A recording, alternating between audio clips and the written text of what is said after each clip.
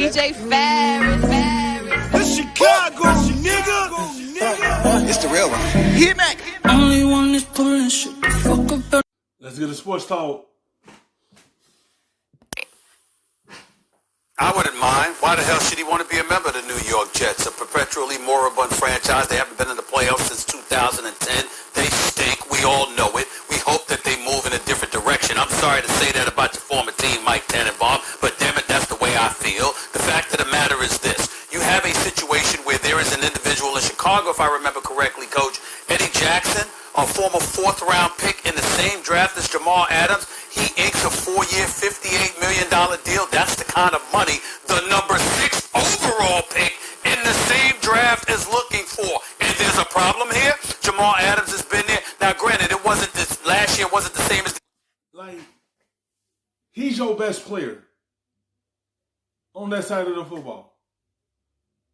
Why will you not give him a big contract extension and he's your best player?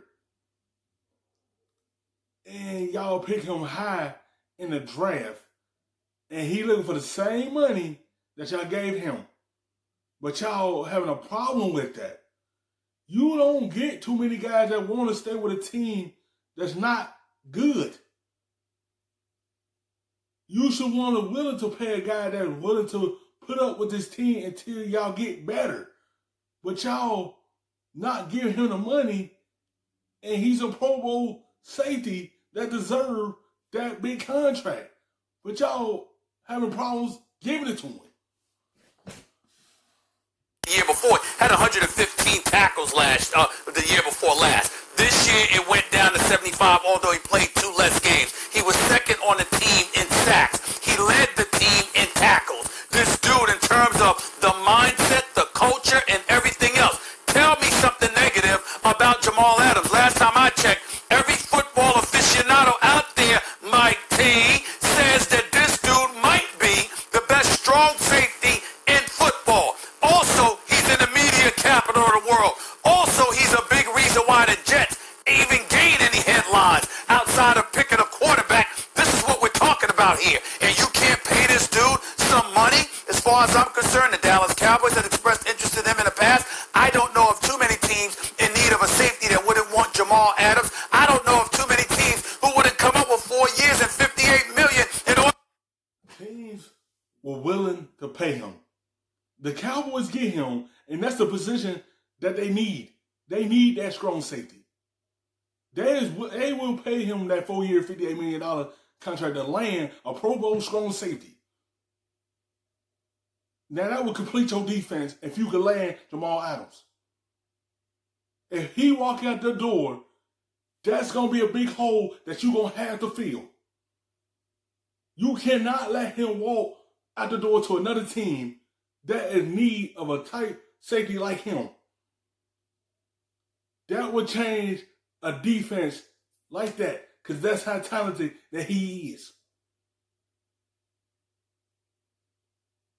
That's what teams need. They need that type of guy. And y'all are not willing to give him that. Someone else will give him that, because they know what he's bringing to the table. To give him, which is what he's asking for. And so for me, when I look at it from that perspective, you got a team that's perpetually moribund like the New York Jets, who are lucky to get headlines for crying out loud. They're lucky we even talking about them with how much with the lack of productivity that they have put on the field. And the one person who has shown up and has produced for you while elevating your culture and the mindset of a football team that you will want to have, you want to play around with him, particularly now, because the coronavirus pandemic is is here, and as a result, you'll probably use that as an excuse to try and curtail paying the dude. As far as I'm concerned, listen, you go someplace else, you're going to win on both fronts. Number one, more than likely, you'll get your money, and number two, you damn sure will win more than you have with the New York Jets, because last year, they went 7-9, and if you listen to the Jets, it's like a cause for celebration. Why wasn't there a parade on Broadway? That's how pathetic it is with gangrene. 7-9 is a cause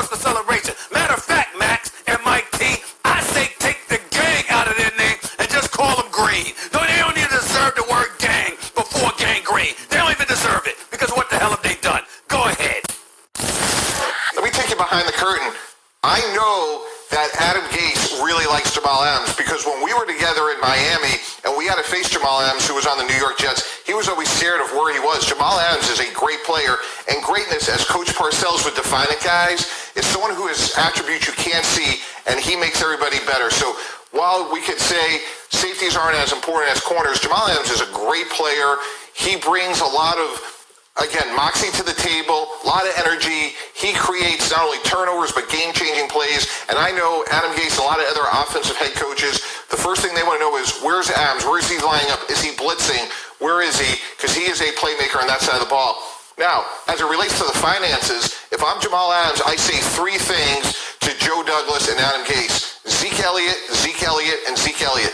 Zeke Elliott played 3 years of his rookie deal, a year going back to 2016. Last year held out, and Jerry Jones paid him top dollar for running backs. So if I'm Jamal Adams, I said, hey, I played 3 years. Look what Dallas did for Zeke Elliott, and now you should pay me.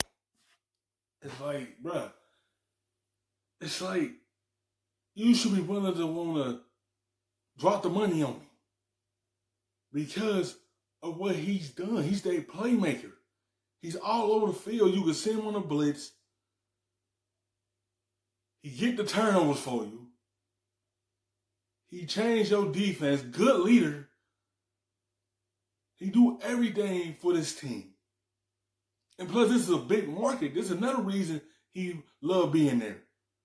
Because this can help his brand off the field. He want to be with the Jets. It just, do the Jets want him to be there with them?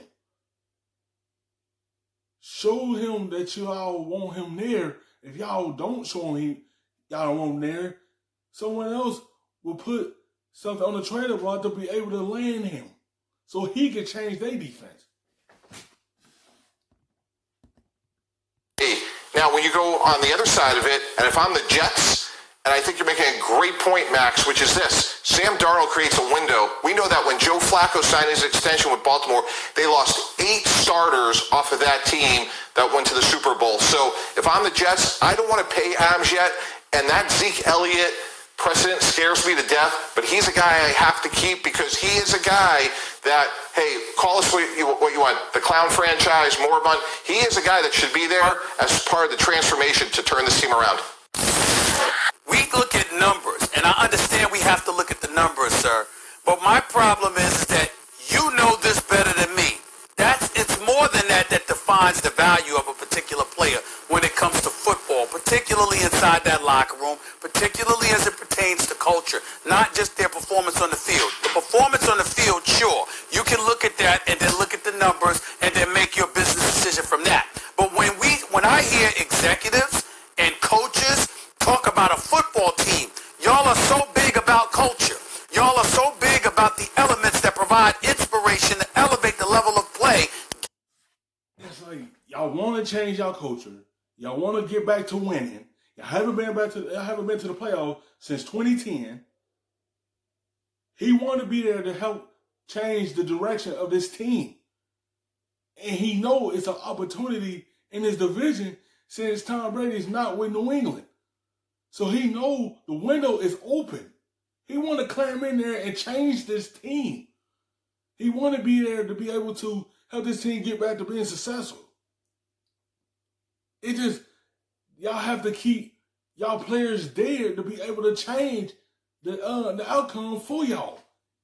You don't want to lose players and have to start all the way back over because you being uptight when a player deserves a contract extension that have proved it on the field.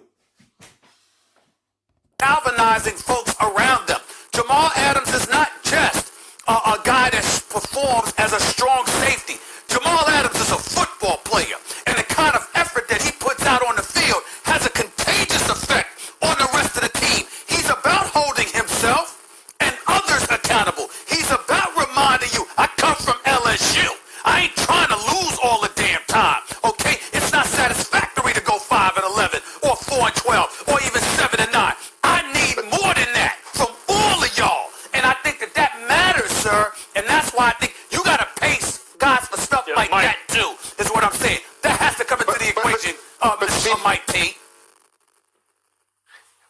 Stephen A., here's what I would say about something that's unsatisfactory. Look at the Dallas Cowboys situation. They made 3 mistakes. They paid Zeke Elliott early. They didn't pay Amari Cooper when they traded him with the Raiders. And they re-signed Lyle Collins, a good but not great offensive lineman. So if you just indiscriminately pay people when you want to or when they're complaining, now you're in a situation where Dak Prescott's 26 years old, won 40 games, and now you can pay him. Right, they should pay Jamal Adams, but my point is, no, he's not. He is a force multiplier. And again, Adam Gase, I'm telling you, I was there for the game plan meetings. Adam Gase did not like facing Jamal Adams. I agree with you. But if you just pay players before you have to, you could be in a situation where if Sam Darnold becomes the player you hope he does, as Max alluded to, he's on his rookie deal. Now all of a sudden you want to put yourself in a cap situation where you can't pay your quarterback. Thanks for watching